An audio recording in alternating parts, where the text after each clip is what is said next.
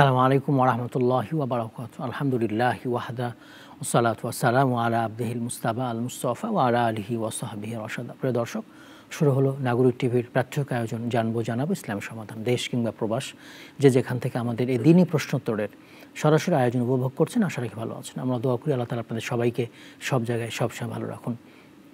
দর্শক, এই অনুষ্ঠানে প্রত্যেক দিন আমরা নতুন একটি বিষয় নিয়ে কথা বলি। আজও তেমন একটি বিষয় নিয়ে কথা বলবো। আজ আমরা কথা বলবো যে পাপের শাস্তি দুনিয়াতে দেওয়া হয় এই বিষয় নিয়ে। এ বিষয়ে আলোচনার প্রশ্নে জবাব রয়েছেন বিশিষ্ট ইসলামী চিন্তাবিদ, শিক্ষাবিদ, গবেষক, দারুত তাওহীদ মডেল মাদ্রাসার প্রতিষ্ঠাতা চেয়ারম্যান শাইখ মাহবুবুর রহমান মাদানী। আসসালামু আলাইকুম ওয়া রাহমাতুল্লাহ। ওয়ালাইকুম আসসালাম ওয়া রাহমাতুল্লাহি ওয়া বারাকাতুহু। ভালো আছেন সব মিলিয়ে? আলহামদুলিল্লাহ। আপনি ভালো আছেন? আলহামদুলিল্লাহ, আমি ভালো আছি। দর্শক, স্ক্রিন নাম্বার থাকবে, প্রশ্ন করতে পারবেন আজকের বিষয় অথবা ইসলামের অন্য কোনো বিষয়। আমাদের ফেসবুকে লাইভ হবে, ইউটিউবে লাইভ হবে, সেসব জায়গায় কমেন্ট করতে পারেন, ইনশাআল্লাহ জবাব পেয়ে যাবেন। অবশ্যই প্রশ্ন করবেন জীবন ঘনিষ্ঠ প্রশ্ন, দৈনন্দিন জীবন ইসলাম মানতে গিয়ে আমাদের যা জানা দরকার সেসব বিষয়। শাইখ আলোচনা যাব আমরা। আসসালামু আলাইকুম ওয়া রাহমাতুল্লাহি ওয়া বারাকাতুহু। আলহামদুলিল্লাহি রাব্বিল আলামিন ওয়াল আকিবাতু লিল মুত্তাকিন ওয়ালা উদওয়ানা ইল্লা আলাল যালিমিন ওয়াসসালাতু ওয়াসসালামু আলা আশরাফিল আমবিয়া ওয়াল মুরসালিন নবিয়িনা মুহাম্মদ ওয়া আলা আলিহি ওয়া সাহবিহি আজমাইন, আম্মা বা'দ। প্রিয় দর্শক ভাই এবং বোনেরা, আজকে ইতিমধ্যেই নাগরিক টিভির আলোচনার বিষয়বস্তু সম্পর্কে আপনারা জেনেছেন। যে সমস্ত পাপের শাস্তি আল্লাহ সুবহানাহু ওয়া তাআলা দুনিয়াতেই দিয়ে থাকেন, এই শিরোনামে বেশ কিছু বিষয় আপনাদের সাথে আমরা শেয়ার করব।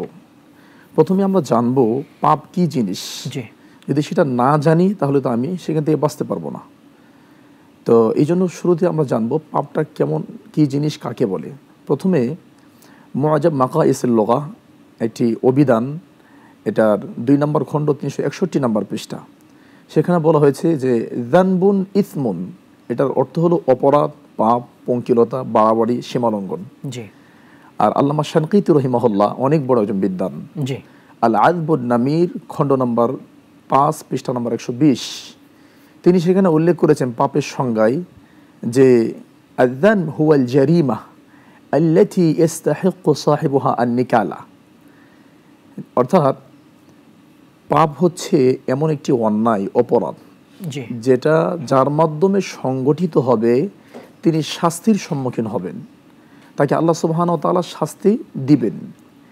তো আমরা ইতিমধ্যেই মুআজাম মাকাইসিল লুগা 2 নম্বর খণ্ড 361 নম্বর পৃষ্ঠা এবং আল আযবুন নামির 5 নম্বর খণ্ড 120 নম্বর পৃষ্ঠা থেকে আমরা জানতে পারলাম পাপটা কি জিনিস।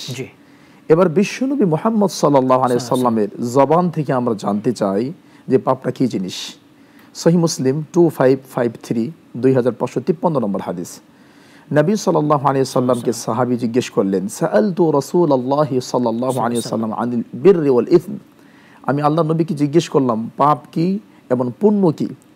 নবী সাল্লাল্লাহু আলাইহি সাল্লাম পাপের সংজ্ঞায় বললেন, আল ইসমু মা হাকা ফি সাদরিক ওয়া কারিহতা আন ইয়াত্তালি আলাইহি আন-নাস। অর্থাৎ নবী সাল্লাল্লাহু আলাইহি ওয়াসাল্লাম সহিহ মুসলিমের এই হাদিসে বলেছেন যে ইসম বা পাপ হচ্ছে যেটা তোমার অন্তরের মধ্যে চাপ তৈরি করে। অর্থাৎ মানুষ পাপ করার পরে অন্তরের মধ্যে যে যাতনা তৈরি হয়, চাপ তৈরি হয়, প্রেশার তৈরি হয়, এটার নাম হলো পাপ। যেটা আমরা আবু দাউদের একটা হাদিস থেকে পেয়ে যাই। নবী সাল্লাল্লাহু আলাইহি ওয়াসাল্লাম সেখানে বলেছেন, ইদা সাররাতকা হাসানাতুকা ওয়া সাআতকা সাইয়্যাতুকা ফাআনতা মুমিন, তোমার ভালো কাজ যদি তোমাকে আনন্দ দেয়, খারাপ কাজ যদি তোমার অন্তরের মধ্যে কষ্ট তৈরি করে, ফাআনতা মুমিন, তবেই তুমি ঈমানদার। তাহলে সহিহ মুসলিম 2553 নম্বর হাদিস থেকে নবী সাল্লাল্লাহু আলাইহি ওয়াসাল্লাম যে পাপের পরিচয় দিয়েছেন, সেখান থেকে জানতে পারলাম পাপ হচ্ছে মা হাকা ফি সাদরিক, যেটা করার পরে অন্তরের মধ্যে চাপ তৈরি হয়, তার নাম পাপ। আরেকটা ওয়া কারিহতা আন ইয়াত্তালি আলাইহিন নাস, এবং যেই লোকটা পাপ কাজ করে সে চায় না এটা মানুষ জানুক, জানলে সে লজ্জা পেয়ে যাবে, অপছন্দ করবে। তাহলে সুপ্রিয় দর্শক ভাই বোনেরা, 3টা সোর্স থেকে আমরা জানলাম পাপের পরিচয়, মুআজাম মাকাইসিল লুগা এবং আল আযবুন নামির এবং সহিহ মুসলিমের হাদিস থেকে। এবার আমরা চলে যাব যে পাপ কত প্রকার, এটা জানা খুব দরকার বাঁচার জন্য। যেমন এটা হাদিসে এসেছে, আরাফতু শাররা লা লিশাররি, আমি মন্দ সম্পর্কে জানি মন্দটা করার জন্য না, মন্দ থেকে বাঁচার জন্য।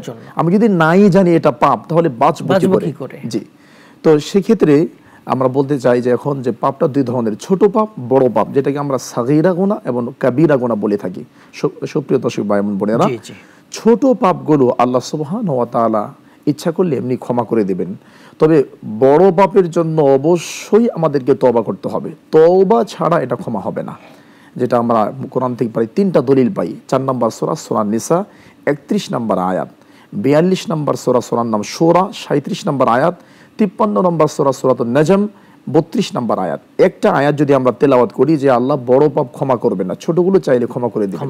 আল্লাহ বলেছেন, ইন তাজতানিবু কাবায়র মা তুনহাউনা আন, কাবিরা গুনাহ যেখান থেকে তোমাদেরকে বিরত থাকতে বলা হয়েছে, যদি তোমরা সেখান থেকে বেঁচে থাকতে পারো, নুকাফির আনকুম সাইয়্যাতিকুম, তাহলে আমি তোমাদের ছোট পাপগুলো আমরা এমনিতেই ক্ষমা করে দেব।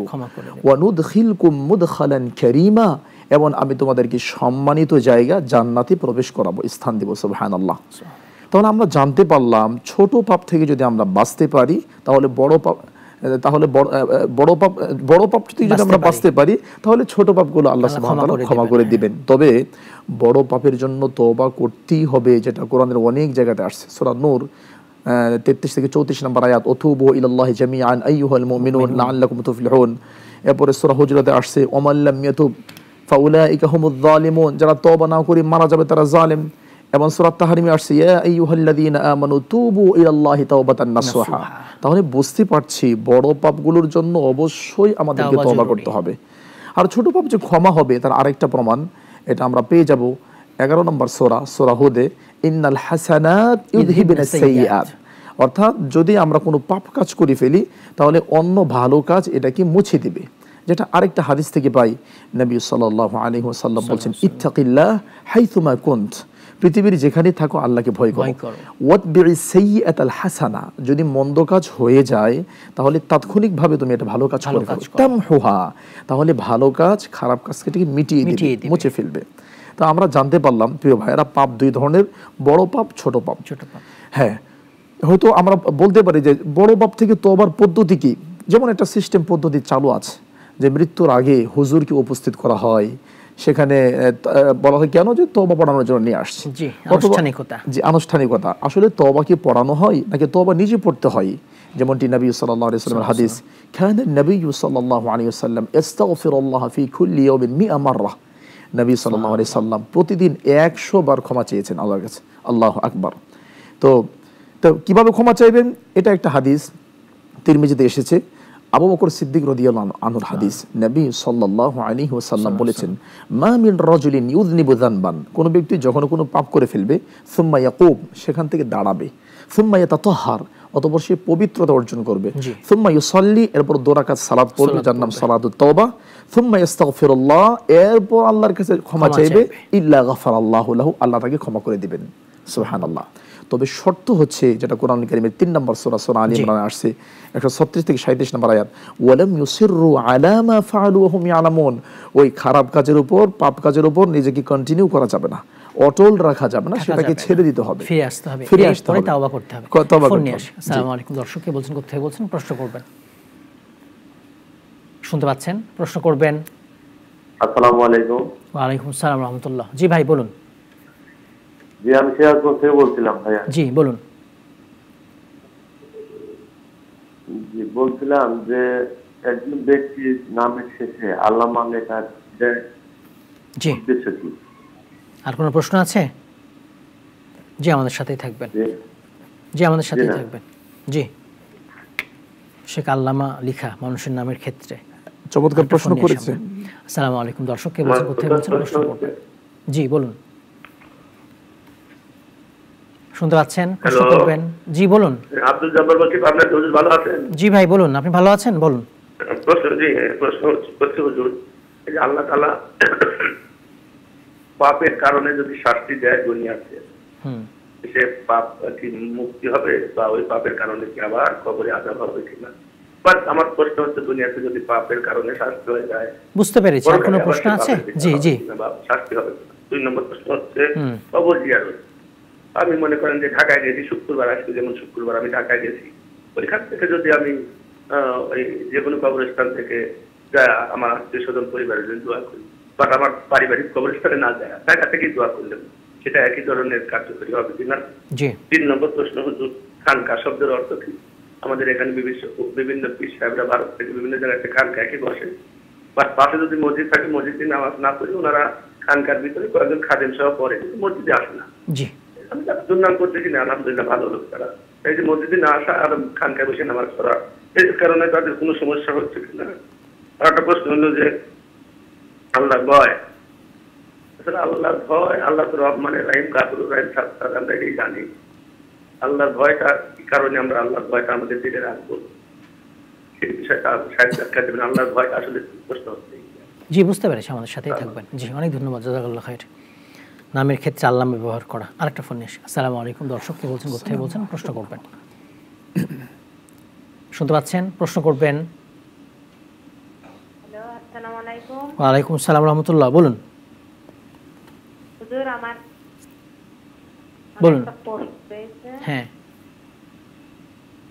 আমার প্রশ্নটা হলো, বলুন। আমার 3টে ছেলে, বুঝছেন? হ্যাঁ। আমার ছেলেদের নাম হচ্ছে, আসল নাম হচ্ছে ইমরান, ইকরাম আর ইয়াসিন। আর হচ্ছে নাম দুটোর নাম উজ্জাল আর উজ্জাল উৎসব, এই দুটো নাম কি হচ্ছে হিন্দু নাম না কি ইসলামের পক্ষ থেকে পড়ে? আর প্রশ্ন। জি। আর একটা প্রশ্ন, আসলে আমরা নামের প্রশ্নগুলো জবাব দিই না, আপনার নামের বই দেখে নেবেন। অনেক সময় শোনা যায় না সঠিকভাবে, এই জন্য এগুলো জবাব দেওয়া কঠিন। বানান জানতে হবে, তাহলে অর্থ চেঞ্জ হয়ে যাবে। নামের প্রশ্নগুলো নাম রাখার আগে আপনারা ইয়ে করবেন, দেখে নেবেন, অর্থপূর্ণ নাম রাখবেন। যে আমাদের সাথেই থাকবেন, সেটা আমরা আলোচনা জবাবে যাবো ইনশাআল্লাহ। আল্লামা শব্দ ব্যবহার করে মানুষের নামের ক্ষেত্রে। জি, আসলেও প্রশ্নকারীকে আমরা ধন্যবাদ জানাচ্ছি সুন্দর প্রশ্নের জন্য। জি জি। নবী সাল্লাল্লাহু আলাইহি ওয়াসাল্লাম বলেছেন হুসনুস সুওয়াল ইনসুল ইলম, সুন্দর প্রশ্ন বিদ্যার অর্ধেক। তো আল আল্লামা শব্দের অর্থ কি আমাদের আগে জানতে হবে, ইউজ করার আগে আমাদেরকে জানতে হবে। আল আল্লামা মানে যার মহাজ্ঞানী, মহা পাণ্ডিত্য, কোরআন এবং সুন্নাহর যার অনেক জ্ঞান আছে, পণ্ডিত, বিজ্ঞ আলিম। তো এই ধরনের শব্দের ব্যবহার কিছু কিছু আলিমদের ক্ষেত্রে, সালাফদের ক্ষেত্রে পাওয়া যায়, কিন্তু আমাদের দেশে আমরা খুবই কম, এবং খুবই কম। এবং নিজে লেখেন না এগুলো। জি না, অবশ্যই না। জাযাকাল্লাহু খাইরা, সুন্দর তথ্য। খুবই কম, বিরল, এবং নিজেরা তো অবশ্যই লেখেন না, কারণ সবাই নিজেকে ইলমের ক্ষেত্রে মিসকিন দাবি করতেন। জি। আর ইলমের একটা সৌন্দর্যতা হচ্ছে নিজেকে বিনয়ী করা। তো যিনি আলেম তিনি কখনো নিজের নামের শুরুতে আল্লামা লিখতে পারেন না, আর লিখতে গেলে এটা ফখর চলে আসে, অহংকার চলে আসে। তো এটাও তাদের যারা অনেক দিনের ছাত্র, যোগ্য ছাত্র, তারা তাদের পড়াশোনা, তাদের লেখনী পড়ে তাদের কাছে অনেক ইস্তেফাদা নিয়ে তারপর তারা ওস্তাদদের নামের ক্ষেত্রে আল্লামা লিখতেন। কিন্তু আমাদের ক্ষেত্রে যেটা দেখা যায়, হ্যাঁ, আমরা কোনো রকম পড়াশোনা করলে আল্লামা লিখে দিচ্ছি, অথবা মাঠে ময়দানে সুন্দর কথা বলতে পারে, অথবা সরল কণ্ঠে বক্তব্য দিতে পারে, আমরা তার নামের শুরুতে আল্লামা লিখে দিচ্ছি। আসলেও এটা আমি মনে করি এই সিফাত বা ওয়াসফ, এই গুণটার সাথে খেয়ানা করা হচ্ছে। খেয়ানা, এটা সুন্দর নয়, খেয়ানত করা হচ্ছে। জি। অতএব আল্লামা লেখার ক্ষেত্রে আমাদেরকে বিবেচনা করা উচিত। আসামতা ওই যে দুনিয়ার শাস্তি হয়ে গেলে সেসব পাপের পরকালে আবার শাস্তি দেওয়া হবে কিনা? জি, আসলে প্রিয় ভাই, শাস্তি আমরা অবশ্যই আলোচনা করব। কিছু পাপের শাস্তি আল্লাহ দুনিয়াতে দিয়ে থাকেন, কিছু ইহকাল এবং পরকালে রেখে দেন, আর কিছু শুধু পরকালে থাকে। এমনটা একটা হাদিসে আসছে, মা ইয়াদখিরু লাহু ফিল আখিরাহ উকুকুল ওয়ালিদাইন। আল্লাহ তাআলা যে পাপের শাস্তি দুনিয়াতেও দেন এবং পরকালে রেখে দেন, সেটা হলো পিতামাতার অবাধ্য সন্তানের ক্ষেত্রে। তো কিছু শাস্তি আছে যেগুলো ইহকালে হবে এবং পরকালে হবে, যেমনটি আমরা পেয়ে যাই সূরা মুমিনুন 99 থেকে 100 নম্বর আয়াত। সেখানে আল্লাহ সুবহানাহু ওয়া তাআলা বলেন, ওয়া মিন ওয়ারাইহিম বারযাখুন ইলা ইয়াউমি ইউবআসুন। তাদের মৃত্যুর পরে আলামে বারযাখ, কবরের জগৎ আছে, ইলা ইয়াউমি ইউবআসুন, কিয়ামত পর্যন্ত, সিংহায় ফু না দেওয়া পর্যন্ত। এখান থেকে বোঝা যায় যে কবরে আমাদেরকে শাস্তি দেওয়া হবে। তবে কবরে শাস্তি পাওয়ার পরে পাপ পরিমাণ শাস্তি যদি আমরা পেয়ে যাই, তাহলে ইনশাআল্লাহ বিইذনিল্লাহ আমরা পরকালে মুক্তি পেয়ে যাব এবং জান্নাতে চলে যাব ইনশাআল্লাহ। আর যদি পাপ পরিমাণ শাস্তি আমার কবরের জগতে আলামে বারযাখে শেষ না হয়, তাহলে আমাদেরকে পরকালেও কষ্ট করতে হবে, এবং পরকালে কষ্ট করে ফারিয়াকুন ফিল জান্নাহ ওয়া ফারিয়াকুন ফিস সাঈর, আল্লাহর বিচারে একদল জান্নাতে যাবে, আরেকদল জাহান্নামে যাবে। আসসালামু আলাইকুম। দর্শক কে বলছেন, কোথায় বলছেন, প্রশ্ন করবেন। ওয়ালাইকুম আসসালাম। হ্যালো, আমি বলছি আমার বাপ মার জন্য আমার বাপ মা মারা গেছে, তা আমি মূলত করে আমার জন্য রাখছিল, আর সকালে করে বাপ মার জন্য। বাপ মার কবর আজাব মাফ করার জন্য, এটা কি ঠিক আছে? কি করেন বাবা মার কবর আযাব মাপের জন্য? কি করেন আরেকবার? মুদ দরুদ সকালবেলা, আর আমার জন্য কেমন রাখছিল। জি বুঝতে পেরেছি, আমাদের সাথেই থাকবেন। আচ্ছা, আসসালামু আলাইকুম। দর্শক কে বলছেন, কোথা থেকে বলছেন, প্রশ্ন করবেন। আসসালামু আলাইকুম। ওয়ালাইকুম সালাম রাহমাতুল্লাহ, বলুন। আমি থেকে বলছিলাম। জি ভাই বলুন, প্রশ্ন করবেন। আমার নাম ইমরান। হ্যাঁ, যারা যেটা আমরা তালিম 15 নসিহত করে, আমার আম্মুরা চাচি যেটি সবাই যায়, আমরা আরেকবারে থেকে ঠিক সে একটু জানা। কি মহিলাদের তালিম করা সেটা নিয়ে প্রশ্ন করছেন? হ্যাঁ হ্যাঁ হ্যাঁ জি, আপনার ফোনটা অস্পষ্ট কেটে কেটে আসছিল। জি, আমাদের সাথেই থাকবেন। জি, আসসালামু আলাইকুম। দর্শক কে বলছেন, কোথা থেকে বলছেন, প্রশ্ন করবেন। আসসালামু আলাইকুম হুজুর। ওয়ালাইকুম আসসালাম রাহমাতুল্লাহ। জি, মাসুম কুমিল্লা ধর্মপুর থেকে। আমার একটি প্রশ্ন। জি বলুন ভাই। কোরআন থেকে সূরা হিজর আয়াত 87 অধ্যায় 15, হুম, সূরা হিজর আয়াত 87। আমি তো তোমাদেরকে দিয়েছি 7 আয়াত যেটা তোমরা বারবার পড়ো। আমি তো তোমাদেরকে দিয়েছি 7 আয়াত যেটা বারবার পড়ো। 7 আয়াত বলতে সূরা হিজরের 87 নম্বর আয়াতে কোরআন কি বলতেছে? কোরআন কি বলতেছে? আসসালামু আলাইকুম। ওয়ালাইকুম আসসালাম রাহমাতুল্লাহ। সেখানে আমাদের আরেকটা প্রশ্ন ছিল, ওই যে কেউ ঢাকায় থাকে, তার আত্মীয়স্বজন গ্রামে আছে, ঢাকায় কবর জিয়ারত করলে ওই গ্রামের আত্মীয়স্বজন কবর জিয়ারতের মতো হবে কিনা? জি, আসলেও ঢাকায় কবর জিয়ারত করলে আপনি যার কবর জিয়ারত করছেন মূলত তারাই নেকি পাবে, বা তারাই আপনার দোয়াটা তাদের কাছে পৌঁছাবে ইনশাআল্লাহ। আর স্পেশালি আপনার আত্মীয় স্বজন যারা গ্রামে আছে, সেখানে যাওয়ার পরে আপনি তাদের ওখানে যাবেন মূলত বাড়িতে যাওয়ার জন্য, কবর জিয়ারতের উদ্দেশ্য নয় যে আপনি আপনার আত্মীয় স্বজনদের উদ্দেশ্যে সেখানে কবরস্থানে প্রবেশ করে সেখানে আপনি দোয়া পড়বেন এবং সালাম দিয়ে প্রবেশ করবেন, এটাই দোয়া হবে। তবে যখন ঢাকাতে আপনি কবর জিয়ারত করবেন, জিয়ারত করার পরে যখন আপনি দোয়া করবেন আল্লাহর কাছে, সেই দোয়ায় যদি আপনার আব্বা আম্মা কিংবা তাদেরকে স্মরণ রাখেন, অবশ্যই তারা ইনশাআল্লাহ ফায়দা পাবে। আপনি শামিল রাখবেন। জি জি, সব মুসলিমকে অবশ্যই। জি জি। আর মূলত কবর জিয়ারত আমাদের কল্যাণের জন্য। যাকুমুল মাউত, জি জি জি জি, পরকাল আখিরাতকে ফাইন্নাহা তুযাক্কিরুল আখিরা। জি জি, আমাদের কল্যাণের জন্য। আন জিয়ারাতিল কুবুর ফাজুরুহা ফাইন্নাহা তুযাক্কিরুল আখিরা। কবর জিয়ারত করলে, বেশি বেশি করলে আমাদের মরণের কথা স্মরণ আসবে এবং আমরা পাপ থেকে বাঁচতে পারব। জি জি। আসেন, তারপরের প্রশ্নে আমরা যাব। সেটা হচ্ছে ওই যে অনেক খানকা আছে, দরবার শরীফ, এগুলোর অর্থ কি আসলে? আর এরা মসজিদে সালাত পড়ে না, ওরা ওখানে সালাত পড়ে, ওদের পীরেরা বা ওদের ইয়েরা, বুজুর্গরা। আল্লাহুল মুস্তাআন। আসলেও খানকা যদি আমরা বলি, এটা যদি আমরা কোরআন থেকে নেই, তাহলে 5 নম্বর সূরা সূরা মায়েদা, যেটা 6 নম্বর পারা 6 নম্বর পৃষ্ঠায় আসছে, 2 থেকে 3 নম্বর আয়াত সূরা মায়েদা, ওয়াল মুনখানিকাতু ওয়াল মাওকুযা। এখান থেকে যদি মুনখানিকা থেকে খানকা ধরি, তাহলে অর্থ হবে শ্বাসরুদ্ধ। অর্থাৎ আমরা এখানে বলতে পারি অন্য অর্থে যে আসলে যেখানে হককে চেপে ধরে রাখা হয়। জি জি, যদি সঠিক অর্থ করতে যাই, তাহলে যেখানে খানকা মানে মন খানিকা, যে প্রাণী শ্বাসরুদ্ধ হয়ে মারা যায়, মানে যেখানে সঠিক তথ্য মানুষের কাছে পৌঁছানো হয় না, সঠিক তথ্যকে চেপে ধরে রাখা হয়, সেটাকে আমরা খানকা বলতে পারি। কিন্তু বিপরীত হলো আমাদের বাংলাদেশে, খানকা বলতে একটা মাজলিস, একটা বৈঠক, একটা সেমিনার বা একটা জায়গা যেখানে বসে মানুষকে ধোঁকা দিচ্ছে, বলছে এখানে আসলে আমরা পরকাল পেয়ে যাব, এখানে আসলে সালাত সিয়াম নামাজের কোনো প্রয়োজন নেই, যেগুলো 100% মিথ্যা কথা। অথচ কোরআন কারিমে 15 নম্বর সূরা সূরা হিজর শেষের আয়াতে আল্লাহ বলেন, ওয়া'বুদ রাব্বাকা হাত্তা ইয়াতিয়াকাল ইয়াকিন, ইয়ানি আল মাউত। মরণ আসার পূর্ব পর্যন্ত আল্লাহ তার রাসূলকে সালাত পড়তে বলেছেন, ইবাদত চালিয়ে যান। জি। আর আমরা যারা খানকায় যাচ্ছি, তারা বলছে যে সালাত মানে, তারা বলছে এখানে ইয়াকিন মানে আমার ইয়াকিন, বিশ্বাস চলে আসছে, আমি আল্লাহকে বিশ্বাস করি, পরকালকে বিশ্বাস করি, আমার সালাতটা এখন প্রয়োজন নেই। নাউযুবিল্লাহি মিন যালিক। এই যে খানকাতে গিয়ে ভুল তথ্য মানুষকে দেওয়া হচ্ছে এবং জাহান্নামের দিকে নিয়ে যাওয়া হচ্ছে। জি জি, অবশ্যই সঠিক নয়। মসজিদে যে সালাত পড়তে হবে, অবশ্যই মসজিদে গিয়ে সালাত পড়তে পুরুষেরা। জি জি। আচ্ছা, আল্লাহর ভয়, এই বিষয়টা একটু জানতে চাচ্ছেন যে আসলে আল্লাহকে আমরা কিভাবে ভয় করব? জি, আল্লাহ সুবহানাহু ওয়া তাআলা কিভাবে ভয় করবেন, এটা আল্লাহ কোরআনুল কারীম বলে দিয়েছেন। 4 নম্বর পারা 2 নম্বর পৃষ্ঠা 3 নম্বর সূরা সূরা আল ইমরান 102 নম্বর আয়াত, ইয়া আইয়ুহাল্লাযীনা আমানুত্তাকুল্লাহ হাক্কা তুকাতি। তোমরা আল্লাহকে ভয় করো যেমন আল্লাহকে ভয় করা উচিত। মানে আল্লাহ যেমন মহান, আল্লাহ সম্পর্কে আমাদের ভয়টা এমন মহান হতে হবে। আল্লাহকে জানতে হবে, আল্লাহকে জানতে হবে, ভয় করা যাবে। হ্যাঁ, আল্লাহকে জানলেই তো আল্লাহকে ভয় করা যাবে, যেটা বুখারী মুসলিম মিশকাত 145 নম্বর হাদিসে এসেছে। নবী সাল্লাল্লাহু আলাইহি ওয়াসাল্লাম বলছেন, ফাওয়াল্লাহি ইন্নী লাআলামুকুম বিল্লাহি ওয়া আতকাকুম লাহু। এবং সহিহ বুখারীর হাদিসে এসেছে এটা, যে ইন্নী লা আ'লামুকুম বিল্লাহ, আমি তোমাদের থেকে তোমাদের চাইতে বেশি আল্লাহকে জানি, ওয়া আতকাকুম লাহু ওয়া ফি রিওয়ায়া ওয়া আখশাকুম লাহু, এই জন্যই তো আমি আল্লাহকে সবচেয়ে বেশি ভয় করি। সুতরাং আগে যে যত বেশি আল্লাহকে জানবে সেই আল্লাহকে তত বেশি ভয় করতে পারবে। যেটা সূরা মুহাম্মদ 19 নম্বর আয়াতে আছে, ফাআলাম আন্নাহু লা ইলাহা ইল্লাল্লাহ, আগে আল্লাহকে জানতে হবে।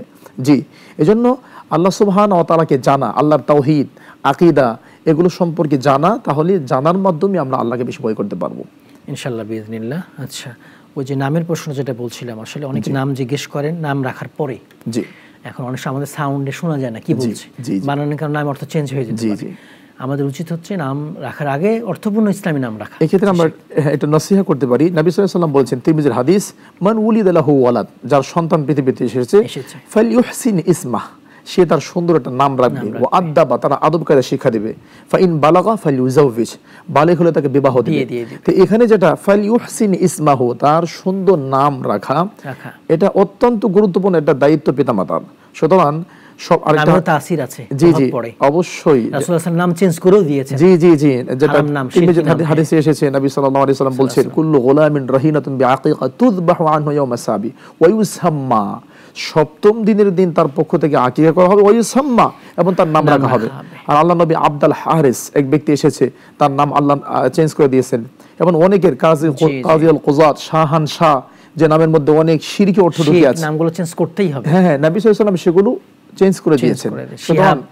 জি জি জি, অবশ্যই এগুলো, যেমন আমরা অনেকে কোরআন মাজিদ তেলাওয়াত করি, কেউ কোরআন তেলাওয়াত করে পেয়েছে লাহমাল খিনজির, লাহমাল খিনজির, বাচ্চার নাম রেখে দিয়েছে লাহমাল খিনজির, অর্থ বোঝে নাই।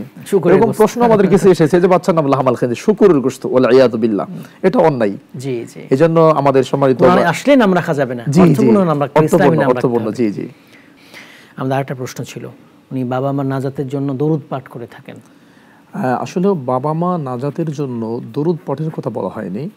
বাবা মা নাজাতের জন্য নবী সাল্লাল্লাহু আলাইহি ওয়াসাল্লাম সহিহ মুসলিম হাদিসে বলেছেন, ইযা মাতাল ইনসান ইনকাতা আনহু আমালু ইল্লা মিন সালাসা, যদি মানুষ মারা যায় তাহলে তার পক্ষ থেকে 3টা সাদাকা বা 3টা সোর্স থেকে সে নেকি পেতে থাকে, জি চালু থাকে।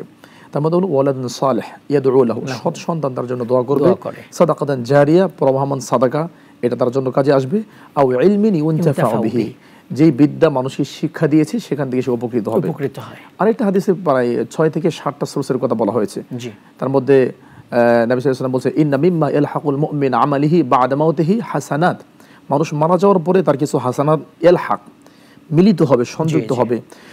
তার মধ্যে মাসহাফ, এই কোরআনুল কারীমের যে মুসহাফ আছে, এটা ওয়ালাদে সালেহ, এরপরে নাহার, কোন নদী খাল খনন করে দিয়ে কাজগুলো, জি জি জি, এই ধরনের আরো 5 থেকে 6টার কথা বলা হয়েছে। আপনি এগুলো করতে পারেন, বেশি বেশি দান দোয়া ইস্তেগফার, দান সাদাকা করা, হজ উমরা করে দেওয়া, জি জি জি, হাদিয়া দেওয়া, আত্মীয়স্বজন সম্পর্ক রাখা, জি জি জি, এটা আরো খুব গুরুত্বপূর্ণ বিষয়।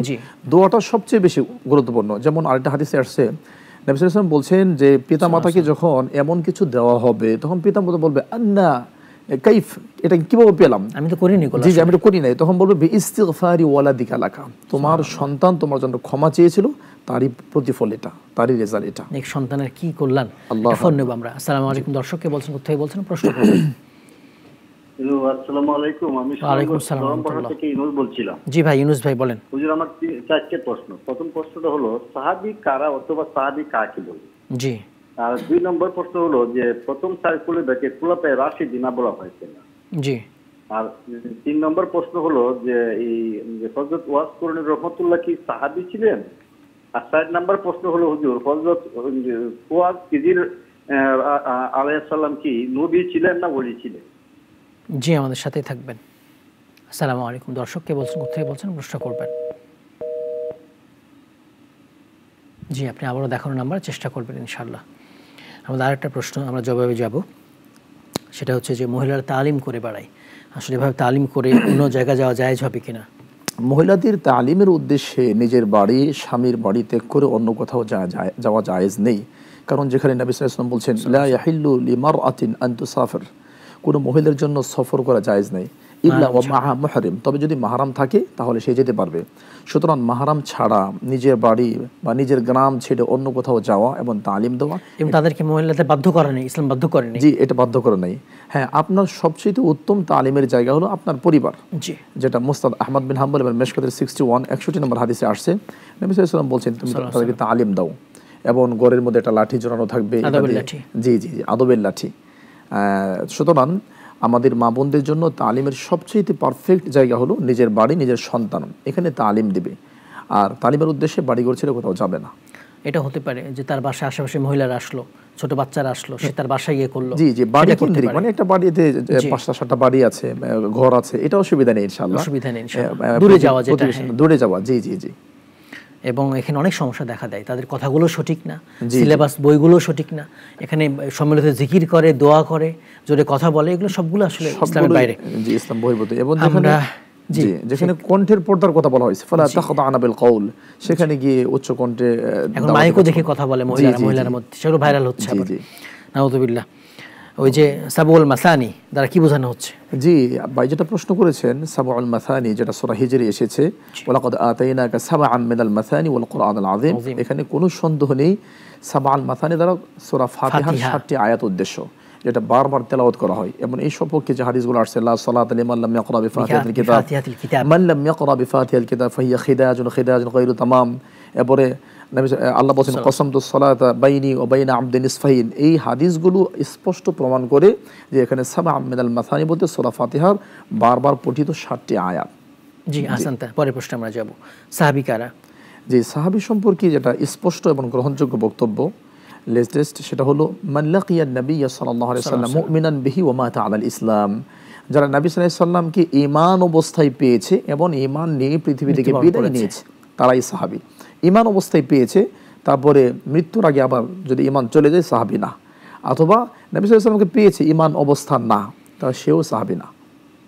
জি, আহসান। পরের প্রশ্নে যাব, খোলাফা রাশিদিন মানে কি আসলে? জি, আল খুলাফা আর রাশিদুন, নবী সাল্লাল্লাহু আলাইহি ওয়াসাল্লাম যে হাদিসে বলেছেন যে ওয়াল খিলাফাতু মিন বাদি 30 সানাহ, আমার মৃত্যুর পরে খেলাফত থাকবে 30 বছর। এখানে খেলাফা বলতে আল খুলাফা আর রাশিদুন আল আরবা, 4 জন সম্মানিত খলিফা। আর রুশদ অর্থ হলো মানে উত্তম, সঠিক। হ্যাঁ, সুতরাং আল খুলাফা আর রাশিদুন এমন 4 জন খলিফা যারা গোটা মুসলিম উম্মার জন্য, জি জি জি, যেটা মুস্তাদ আহমদ বিন হাম্বলের হাদিসে আসছে, ফালাইকুম বিসুন্নতি ওয়া সুন্নাতিল খুলাফাইর রাশিদিন আল মাহদিয়্যিন। জি, হাসান তাকে ফোন নিয়ে। আসসালামু আলাইকুম। দর্শক কে বলছেন, কোথায় বলছেন, প্রশ্ন করবেন। আসসালামু আলাইকুম। ওয়া আলাইকুম আসসালাম ওয়া রাহমাতুল্লাহ, বলুন। আমি একটা প্রশ্ন করতে হয়েছিলাম কি? জি জি, বলুন। আল্লাহ হবে না সুবহানাল্লাহ হবে? জি, আমাদের সাথেই থাকবেন। সুবহানাল্লাহ না সুবহানাল্লাহ? বুঝতে পেরেছি, আমাদের সাথেই থাকবেন। জি, আমরা বুঝতে পেরেছি, আমাদের সাথেই থাকবেন, ইনশাআল্লাহ জবাব দিয়ে দেব। আচ্ছা, ওয়াস করুনি তাবিঈ ছিলেন না সাহাবী ছিলেন? জি, আসলে ওয়াস করুনি অবশ্যই সাহাবী ছিলেন না, তাবিঈ ছিলেন। জি জি, তাবিঈ ছিলেন। জি। খিজির আলাইহিস সালাম, খিজির আলাইহিস সালাম নবী ছিলেন নাকি নবী ছিলেন না, বিদ্বানদের মধ্যে দু ধরনের ইখতিলাফ রয়েছে, তবে মোটামুটি রাজে যেটা তিনি ওলি ছিলেন। জি জি, এটা কেউ বলেছেন, আবার অনেকেই বলেছেন তিনি নবী ছিলেন। এবং একটা ভুল কথা প্রচলিত, তিনি এখন জীবিত আছেন। এটা 100% ভুল, যেটা কোরআন কারীমের একাধিক আয়াতের মাধ্যমে প্রমাণিত হয়। 3 নম্বর সূরা আলী ইমরান, কুল্লু নাফসিন যায়িকাতুল মাউত, এবং যেটা সূরা আম্বিয়া আসছে, ওমা জাআলনা লিবাশারিন মিন ক্বাবলিকাল খুলদ, আল্লাহ নবী আপনার আগে আমি কাউকে স্থায়ী করি নাই, আফা ইমিত্তা ফাহুমুল খালিদুন, আপনি মনে করছেন আপনি মরে যাবেন, তারা স্থায়ী। এই আয়াত প্রমাণ করে খিজির আলাইহিস সালাম অবশ্যই মারা গেছেন, বেঁচে নেই। জি, আহসান।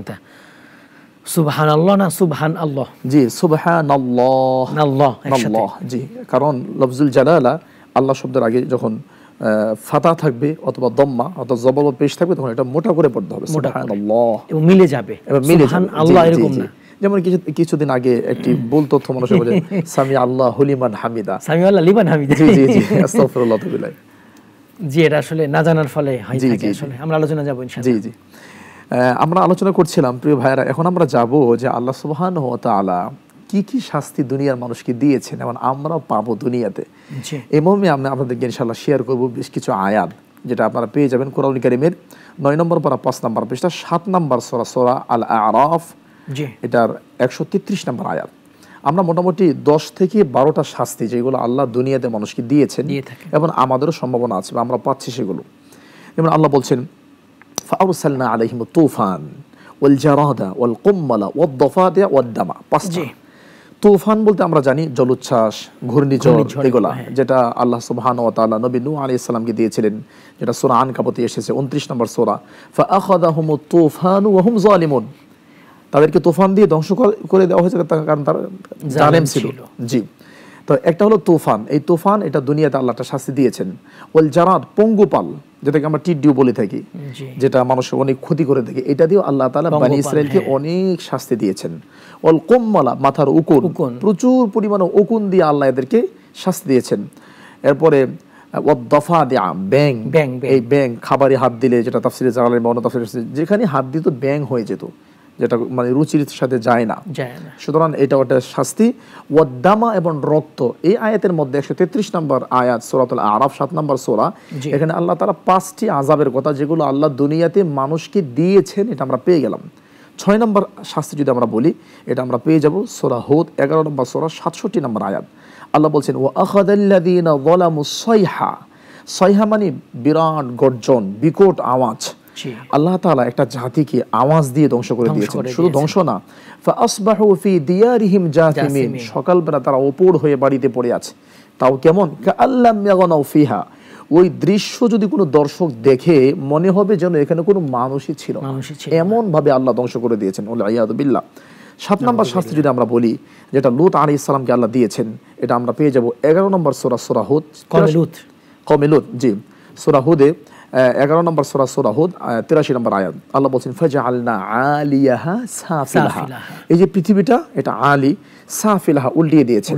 ওয়া আমতারনা আলাইহা হিজারাতাম মিন সিজিলিম মানদুদ, এবং তাদের উপর আল্লাহ পাথরের বৃষ্টি দিয়েছেন, যেটা সূরা হিজর 15 নম্বর সূরা আসছেন ফাআখাযাতহুমুস সাইহাতু মুশরিকিন ফাজআলনা আলিয়াহা সাফিলা ওয়া আমতারনা আলাইহিম। এরপর যদি আমরা বলি 8 এবং 9 নম্বর শাস্তি, এটা আমরা পেয়ে যাব কোরআনুল কারীম সূরা আনকাবুত 29 নম্বর সূরা 40 নম্বর আয়াত। আল্লাহ বলছে ওয়া কারুনা ওয়া ফিরআউনা ওয়া হামান, তিনজন শীর্ষ সন্ত্রাসী, কাফের, হঠকারী, দাম্ভিক 3 ব্যক্তির কথা আল্লাহ উল্লেখ করে বলেছেন ফাকুল্লান আখাযনা বিযামবিহি, আমি প্রত্যেককেই তাদের পাপের জন্য ধরেছি, প্রত্যেককে আমি তাদের পাপের জন্য পাকড়াও করেছি। কিভাবে? ফামিনহুম মান আরসালনা আলাইহি হাসিবা, কাউকে আমি বিশাল বজ্রপাত দিয়ে, যেখানে পাথর ছিল, বৃষ্টি এবং পাথর, এটা দিয়ে ধ্বংস করে দিয়েছি। ওয়ামিনহুম মান আখাযাতহু সাইহা, কাউকে বিকট আওয়াজ দিয়ে। ওয়ামিনহুম মান খাসাফনা বিহিল আরদ, কাউকে পৃথিবীতে ধসিয়ে দিয়ে, এটা কারণকে। এবং ওয়ামিনহুম মান আগরাকনা, কাউকে পানিতে ডুবিয়ে দিয়ে। তাহলে মান খাসাফনা বিহিল আরদকে, এটা কোরআন কারীমের 20 নম্বর পারায় আসছে সূরা কাসাসে। কারুন যখন খুব সুন্দর কাপড় পরে অহংকার করে যাচ্ছিল, ইন্না কারুনা কানা মিন কওমি মূসা ফাবাগা আলাইহিম, তখন মানুষেরা বলেছিল যে আল্লাহ কারুনকে এত সম্পদ দিয়েছে, কারণ এত সৌভাগ্যবান মানুষ। আল্লাহ বলেন ফাখাসাফনা বিহি ওয়া বিদারিহিল আরদ, আমি তাকে এবং তার বাড়িঘরকে জমিনে আমি ধসিয়ে দিলাম। আল্লাহু আকবার। আর ওয়ামিনহুম মান আগরাকনাকে, ফেরাউন, এটা আমরা জানি, যেটা সূরা ইউনূস 10 নম্বর সূরায় আসছে, আল্লাহ তাকে ডুবিয়ে দিয়েছেন। আর সে বলছে আমানতু বিল্লাযী আমানাত বিহি বানু ইসরাঈল। তাহলে আল্লাহ তাআলা, সুপ্রিয় দর্শক, এই আযাবগুলো মানুষকে দিয়েছেন, পৃথিবীতে আমরা পেয়েছি। আমরা বলছিলাম পৃথিবীতে সবচেয়ে শক্তিশালী দুটি জাতি ছিল, আদ এবং সামুদ জাতি। এদেরকেও আল্লাহ সুবহানাহু ওয়া তাআলা পৃথিবীতে ধ্বংস করেছেন আযাব দিয়ে, যেটা সূরা হামিম সিজদা 24 পারায় এসেছে 15 থেকে 17 নম্বর আয়াত। ফাআম্মা আদুন ফাস্তাকবারু ফিল আরদ, আদ জাতি পৃথিবীতে দাম্ভিকতা, অহংকার প্রকাশ করলো, আর বলল মান আশাদ্দু মিন্না কুওয়া, আমাদের চাইতে শক্তিশালী পৃথিবীতে কে আছে? আল্লাহ বলছেন যে আল্লাহ তাদেরকে সৃষ্টি করেছে, আওয়ালাম ইয়ারাউ আন্নাল্লাযী খালাকাহুম হুয়া আশাদ্দু মিনহুম কুওয়া, যে আল্লাহ তাদেরকে এত শক্তিশালী করে সৃষ্টি করেছেন, সে আল্লাহ কি তাদের চেয়ে শক্তিশালী নন? যদি নাই হন, তাহলে তাদেরকে তিনি কিভাবে সৃষ্টি করলেন? এরপরে আল্লাহ বলছেন ফাআরসালনা আলাইহিম রিহান সারসারান ফি আইয়ামিন নাহিসাতিল, আমাদের যেটা আলোচনা লিনুযীকাহুম আযাবাল খিজই ফিল হায়াতিদ দুনিয়া, এই দুনিয়ার জীবনে তাদেরকে লাঞ্ছনা, অবমাননাকর শাস্তি ভোগ করানোর জন্যই আরসালনা আলাইহিম রিহান সারসারা, আমি তাদেরকে প্রচন্ড বাতাস দিলাম, এবং বাতাসের মাধ্যমে আল্লাহ এই জাতিকে ধ্বংস করে দিয়েছেন। একটু চিন্তা করে দেখি আমরা, যেই জাতি অহংকার করে বলল মান আশাদ্দু মিন্না কুওয়া, ওই জাতিকে আল্লাহ এত কিছু দিয়ে নিয়ে বাতাস দিয়ে মেরে ফেলছেন। আল্লাহু আকবার। ওয়া আম্মা সামুদ ফাহাদাইনাহুম ফাস্তাহাব্বুল আমা আলাল হুদা, আর সামুদ জাতি তারা হেদায়েত পাওয়ার পরও ইস্তাহাব্বু আল আমা, অন্ধত্বটাকে, তাকলিদকে, প্রবৃত্তিকে তারা গ্রহণ করে নিয়েছিল। ফাআখাযাতহুম সাইকাতুল আযাবিল হুন, এদেরকেও আল্লাহ তাআলা লাঞ্ছনা করা আযাব দিয়ে ধ্বংস করে দিয়েছেন। তো প্রিয় ভাইয়েরা, আমরা বিভিন্ন উম্মাকে আল্লাহ কিভাবে ধ্বংস করেছেন এবং দুনিয়াতে কি ধরনের শাস্তি দিয়েছেন, বেশ কিছু শাস্তির কথা আমরা উল্লেখ করলাম। এখানে আপনাদেরকে জানিয়ে রাখবো আরেকটা আয়াত, আল্লাহ সুবহানাহু ওয়া তাআলা কারোর উপর জুলুম করেন না, নাউযুবিল্লাহি মিন যালিক। জি জি। কারণ হাদিসে কুদসিতে বলছেন যে ইন্নী হারামতু যুলমা আলা নাফসি ওয়া জাআলতু বাইনাকুম মুহাররামা ফালা তাযালামু, আমি জুলুমকে আমার জন্য হারাম করেছি, আল্লাহর জন্য হারাম করার প্রয়োজন হয় না, কিন্তু আল্লাহ হারাম করে দিয়েছেন। ফালা তাযালামু, অতএব তোমরা কেউ জুলুম করবে না। আর যেটা সূরা আম্বিয়াতে আসছে যে মানুষ যা করবে আল্লাহ তাকে সবই দিবেন, এবং যদি যাররা পরিমাণ ভালো কাজ করে সেটাও আল্লাহ দিবেন, এবং আল্লাহ কোনো জুলুম করবেন না। ইন্নাল্লাহা লা ইয়াযলিমুন নাসা শাইআ ওয়ালাকিন্নান নাস আনফুসাহুম ইয়াযলিমুন। তো আমি যেটা বলতে চাচ্ছি, আল্লাহ তাআলা হুট করে কোনো আযাব দিয়ে কোনো জাতিকে ধ্বংস করে দেন না, বরং তার আগে আল্লাহ তাআলা ছোট ছোট আযাব দেন। এটা দুইটা আয়াত থেকে আমরা পেয়ে যাই। 13 নম্বর সূরা সূরা রাত 11 নম্বর আয়াত, ইন্নাল্লাহা লা ইগাইয়িরু মা বিকওমিন হাত্তা ইগাইয়িরু মা বিআনফুসিহিম, যে জাতি নিজে পরিবর্তন হয়ে যায়, মানে উল্টাপাল্টা করে, আল্লাহ তাদেরকে সেজন্য শাস্তি দিয়ে থাকেন।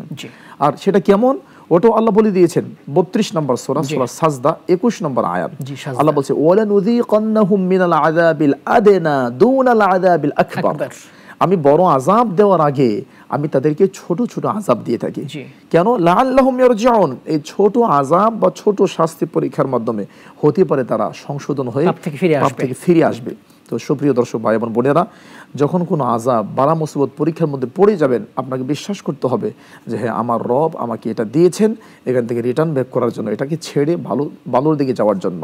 ফাস্তাবিকুল খায়রাত, সুতরাং ওটা ছেড়ে দিয়ে ভালো কাজে আমাকে প্রতিযোগিতা করা, কম্পিটিশন করা, এটা আমাদের উচিত।